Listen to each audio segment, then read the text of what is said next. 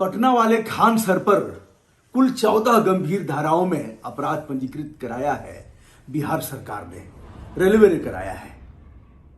Railway ने कहा है कि यह उपद्रवी लोग हैं, उपद्रवी लोगों का इन लोगों ने नेतृत्व किया है, जिसके लिए इनके ऊपर गंभीर और संज्ञेय धाराओं में अपराध पंजीकृत किया गया है। केवल खान सर नहीं है, झा सर हैं और तमाम कोचिंग संचालक हैं, बड़े बड़े गगन प्रताप हैं जिनके 29 लाख सब्सक्राइबर हैं, सबके चैनल हैं।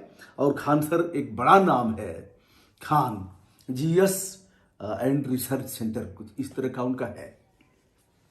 अब बताते चले 1,45,00,000 प्लस खान सर के सब्सक्राइबर हैं। और कहा गया है कि आरआरबी ने जो परीक्षा कराया था एनटीपीसी की, उस परीक्षा में धांधली को लेकर के और जो उसमें जो अनियमितता बरती गई है उसको लेकर के 24 तारीख को पूरे पटना सहित बिहार में छात्र आंदोलनरत थे। जगह जगह ट्रेनें रोकी गई और कुछ जगह तोड़फोड़ हुई, हिंसा हुई, कुछ आग भी लगाई गई। ऐसे में प्रशासन और छात्र आमने सामने थे।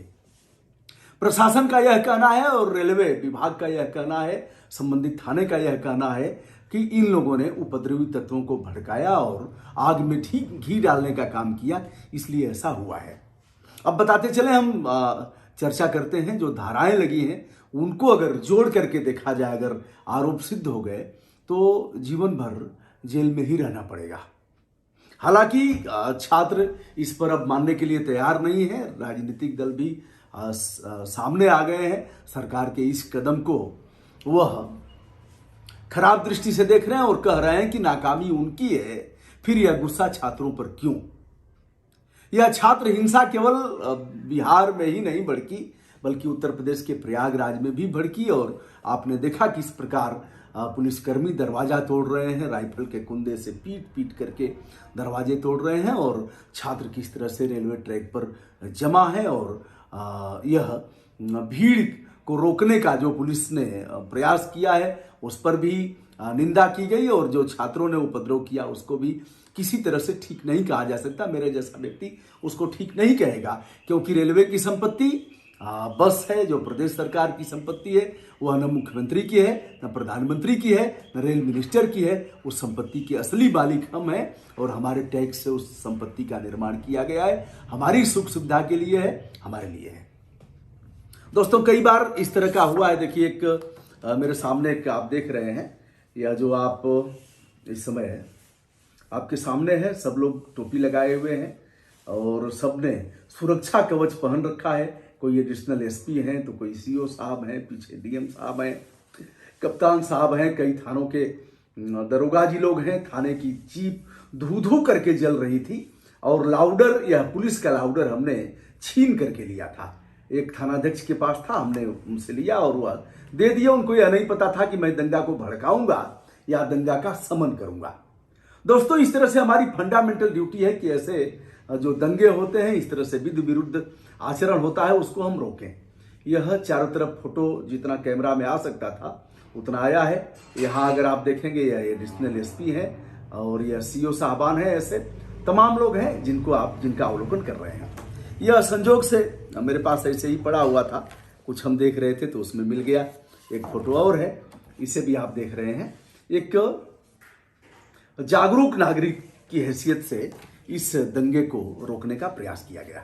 आइए, धाराओं के बारे में हम बता रहे हैं और झा सर और इन लोगों पर जो धाराएं लगी हैं, खान सर पर बताया गया है कि इन लोगों ने उपद्रव किया। धारा है 147 भारतीय दंड संहिता की धारा 147 है, जिसमें उपद्रव करने के लिए दोषी 2 वर्ष का कारावास है। यह जमानती है किंतु संज्ञेय अपराध है। 148 है ऐसा हथियार जिससे मृत्यु हो सकती है उसका प्रयोग करना, उस हथियार से सुसज्जित होकर के उपद्रव करना, यह भी 3 वर्ष का कारावास है। धारा 100 जल्दी बता देता हूं। धारा 149 है, इसमें भी है विधि विरुद्ध जनसमूह को इकट्ठा करना और फिर उसका नेतृत्व करना। चूंकि यह कोचिंग संचालक लोग हैं, इनके 7 लाखों बच्चे जुड़े हैं, इनके वीडियो लोग देखते हैं, इसलिए इन सब धाराओं का प्रयोग पुलिस ने किया है। कितना सही किया है, कितना गलत किया है, अन्य वीडियो में हम इसका विवेचन करेंगे। अब आप पर भी छोड़ते हैं, आपके कमेंट विनम्रता के साथ हम आमंत्रित कर रहे हैं। 151 दंड प्रक्रिया संहिता की धारा 151, सीआरपीसी की धारा 151, जिसकी जमानत मजिस्ट्रेट ही लेता है।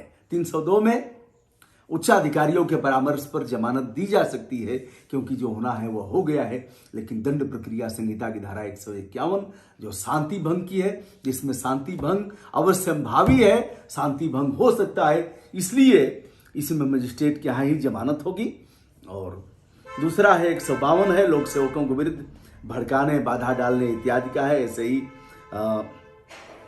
186 है, 187 है, 188 है।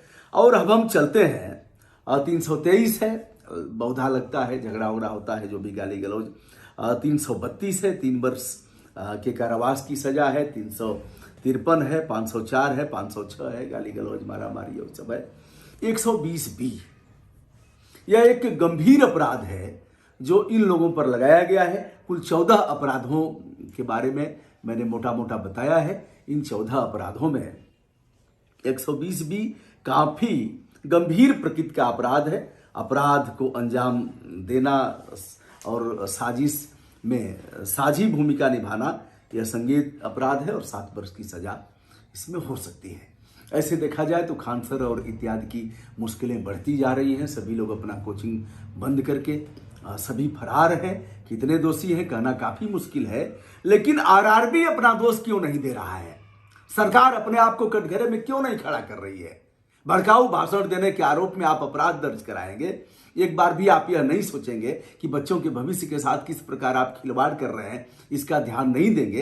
एक परीक्षा आमंत्रित करने और उसका रिजल्ट देने में 4-4 साल लगेंगे, 3 साल लगेंगे, 5 साल लगेंगे, तब तक बच्चों की उम्र समाप्त हो जाएगी, अन्य किसी परीक्षा में जाने लायक नहीं रहेंगे। आपके जो प्रश्न तैयार करने वाले विद्वान लोग हैं, जिनको मोटी मोटी रकम मिलती है, तनख्वाह मिलती है, वो ऐसे प्रश्न तैयार करेंगे कि उसका उत्तर गलत होगा या उसके उत्तर 2-2 उत्तर सही होंगे।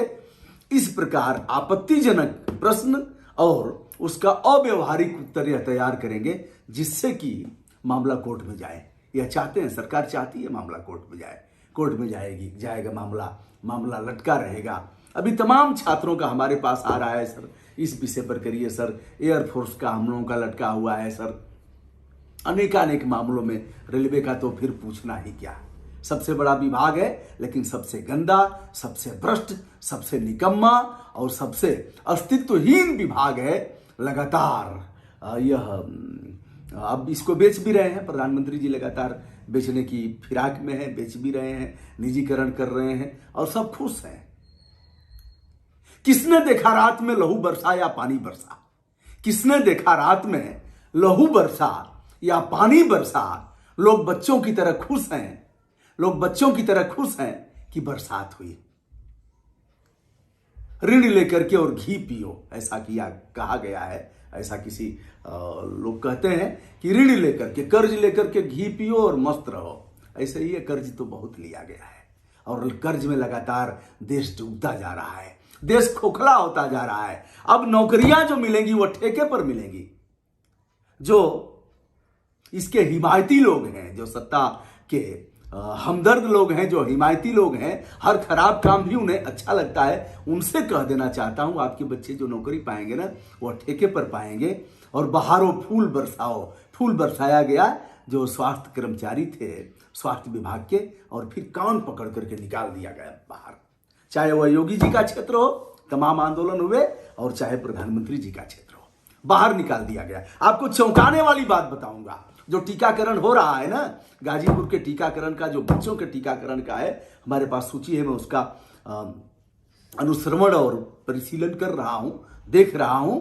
उस सूची में जिनका टीकाकरण हुआ है, जानते हैं किनका हुआ है? बरेली वाले का टीकाकरण हो गया है। आप वो फोन मिलाएंगे तो अब फोन जाएगा मुरादाबाद, वो फोन मिलाएंगे तो फोन चला जाएगा बलिया की सीमा पर जाएगा, वो फोन मिलाएंगे तो चला जाएगा कुशीनगर। ऐसे फर्जिफिकेशन हो रहा है। और टीकाकरण इतना करोड़, इतना, अब बताते जाइए भैया, फालतू का मुंह है। और हमारे जैसे लोग कहेंगे तो आप उस पर ध्यान भी नहीं देंगे। फिलहाल आरआरबी ने अपना चेहरा ऐसा बिगाड़ा एनटीपीसी के परीक्षा में कि आंदोलनरत छात्र जो लगातार ट्विटर के माध्यम से, तमाम सोशल साइट्स के माध्यम से अपनी बात उचित माध्यम तक पहुंचा रहे थे कि हमारी बातें सुनी जाए, हमारा निराकरण हो, हमारी आवाज न दबे, हमारी आवाज उन नुमाइंदा लोगों तक पहुंचे जो इसके लिए जिम्मेदार हैं, जो इस पर परिवर्तन कर सकते हैं।